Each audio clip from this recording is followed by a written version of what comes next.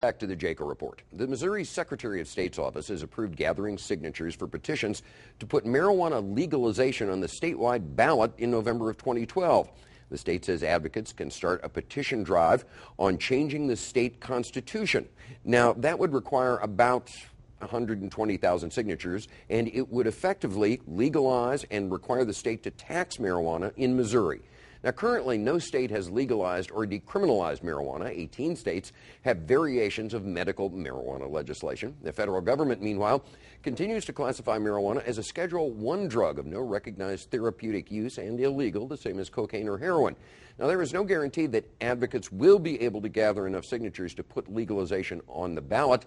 But if they do, Missouri will go where almost no state has gone before, a statewide popular vote on actually legalizing marijuana. Joining us to talk about this drive is John Payne. John is on the board of the group Show Me Cannabis Reform. He's also research director for Americans for Forfeiture Reform. Also with us, Jason Grellner. Jason is unit commander with the Franklin County Sheriff's Department's Narcotics Unit. He is also past president of the Narcotics Officers Association in Missouri. Thanks to both of you for coming in. John, first off, the effect of this, if there is a constitutional amendment that gets on the ballot and passed, is that it wouldn't be legalizing medical marijuana. This would legalize marijuana in the state of Missouri, period. How can we do that if the federal government still says that this substance is illegal and has no proven use?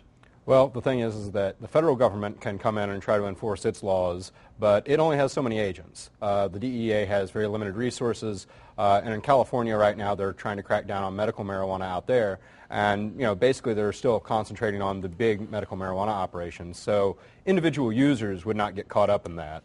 Now, possibly if there was a grower, they might get caught up in it, but that's of all the drugs one could choose among, why marijuana? Why specifically marijuana? Well, for one thing, it's a relatively harmless drug compared to other drugs. The Lancet, a British medical journal, did a study last year, and compared to alcohol and tobacco, it found that marijuana is much less harmful.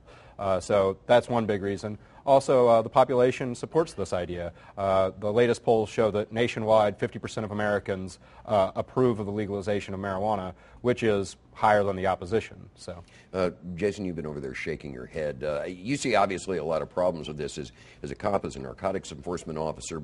Is there one problem that's bigger than the rest in your mind? Well, first off, they always take these numbers out of context whenever we have these conversations.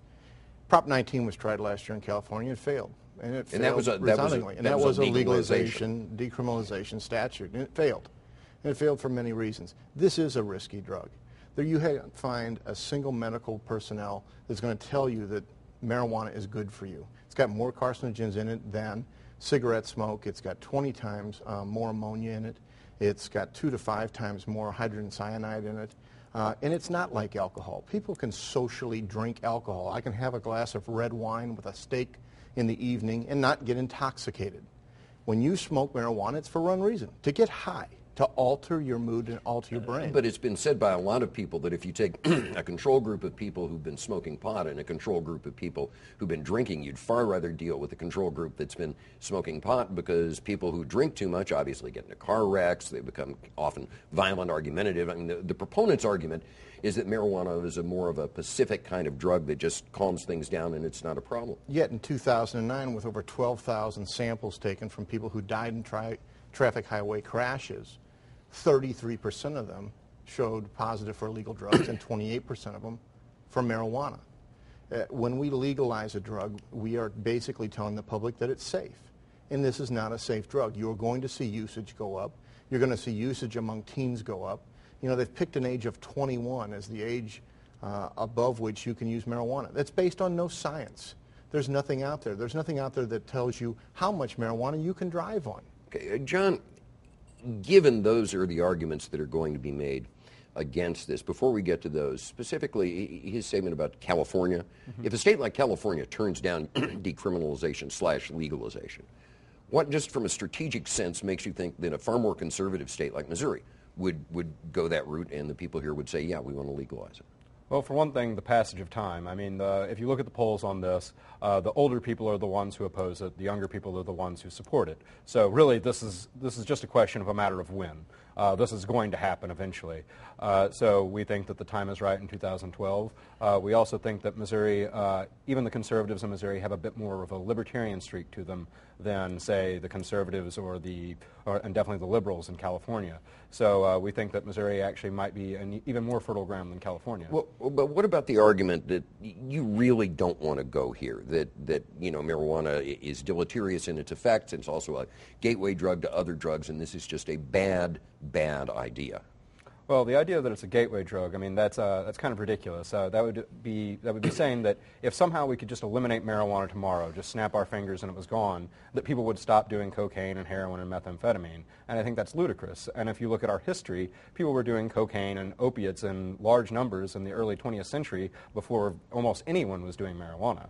And for another thing, prohibition of cannabis has not proven effective in any way. When we prohibited marijuana for the first time in the 1930s, a vanishingly small percentage of people used it. Now the lifetime usage rate is about 42.4%. Does that mean around 42% of Americans will have used marijuana at some point in their lifetime? Yes, that is accurate. Okay, Jason, question for you. Look, as a cop, as somebody who deals in narcotics enforcement, in the pantheon of stuff you have to deal with, methamphetamine, crack, heroin, God knows what else, where does marijuana fit into this in terms of a societal problem and in terms of a problem for you guys in uniform? It's a huge problem for us.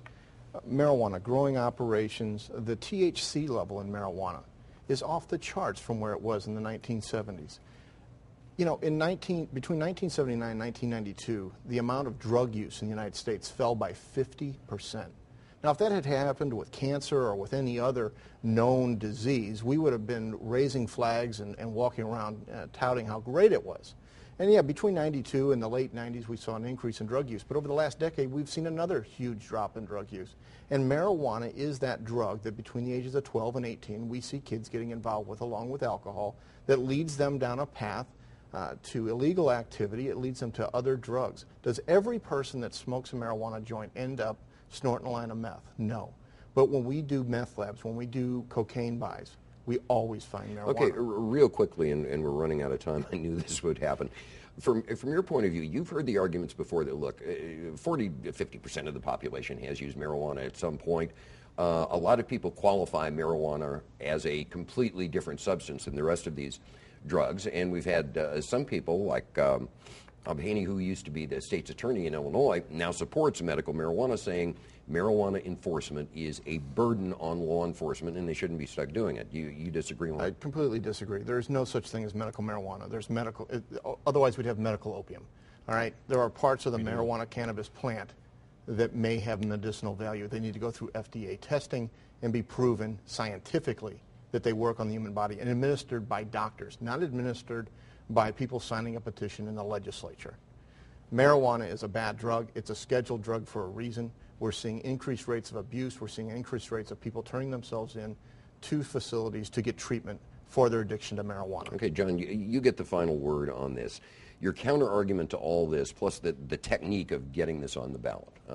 Talk to us about both of those. Well, I would just like to say that it's, this is a drain on our resources, and we live in a world with finite resources. And now, when the cops go out, they can either focus on marijuana or they can focus on other things. So every time that someone goes out and busts a guy for a joint, that's time that they could be spent busting a meth lab, working a rape case, working a murder case. So we should concentrate on what we really value as a society, and do we think that marijuana is the most important thing for people to be, that's what we're going to put our societal resources into. And I think we're wasting our resources in that regard. So I think it is well past time that we consider legalizing marijuana in this state. John Payne with Show Me Cannabis Regulation. John, thank you very much. Thank Jason Grellner from the Franklin County Sheriff's Office. Jason, thank you for coming in. Thanks to both of you.